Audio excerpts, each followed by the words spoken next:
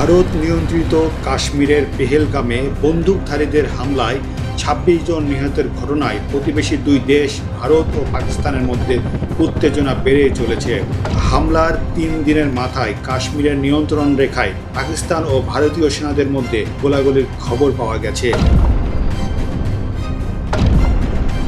ভারতীয় সেনাবাহিনী বলছে পাকিস্তানের দিক থেকে প্রথম গুলি চালানো হয় এবং তারা এর যথাযথ জবাব দিয়েছেন। পাকিস্তানের পক্ষ থেকে বলা হচ্ছে নিয়ন্ত্রণ রেখা বরাবর দুই দেশের সৈন্যদের মধ্যে গোলাগুলি হয়েছে, তবে কোন পক্ষ আগে গুলি চালিয়েছে তা উল্লেখ করেননি পাকিস্তানের কর্মকর্তারা। Reduce or divert the flow of water belonging to Pakistan. তবে এতে হতাহতের কোনো তথ্য মেলেনি। এদিকে শুক্রবার ভারত নিয়ন্ত্রিত কাশ্মীরে সশস্ত্র পুলিশ এবং সৈন্যরা পেহেলগামে হামলায় জড়িতদের খোঁজে লোকজনের ঘরবাড়ি ও জঙ্গলে ব্যাপক তল্লাশি অভিযান চালিয়েছে। গত মঙ্গলবার ভারত নিয়ন্ত্রিত জম্মু ও কাশ্মীরের জনপ্রিয় পর্যটন কেন্দ্র পেহেলগামে বন্দুকধারীদের এক হামলায় অন্তত ২৬ জন পর্যটক নিহত হন। প্রায় ২ দশকের মধ্যে ভারতে বেসামরিক নাগরিকদের সবচেয়ে ভয়াবহ এই হামলায় ভারতে ব্যাপক ক্ষোভের জন্ম দিয়েছে।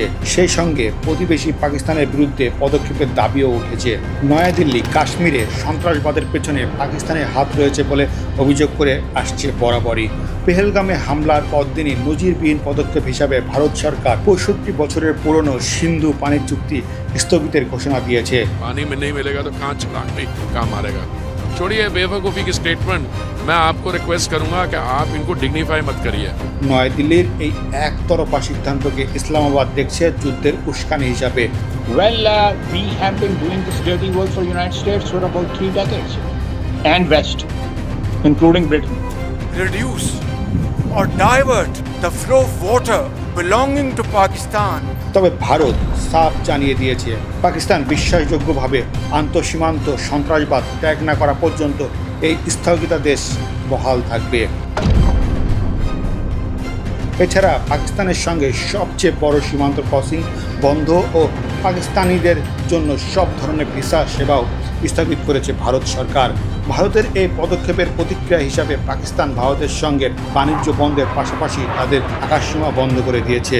উদ্ভূত পরিস্থিতিতে পরমাণু শক্তিধর দুই দেশের বড় ধরনের সংঘাতে জড়িয়ে পড়ার আশঙ্কা দেখছেন অনেকেই। সব খবর, সব দিকের খবর দেখতে নিউজ ইনসাইডের সাথেই থাকুন, সাবস্ক্রাইব করুন।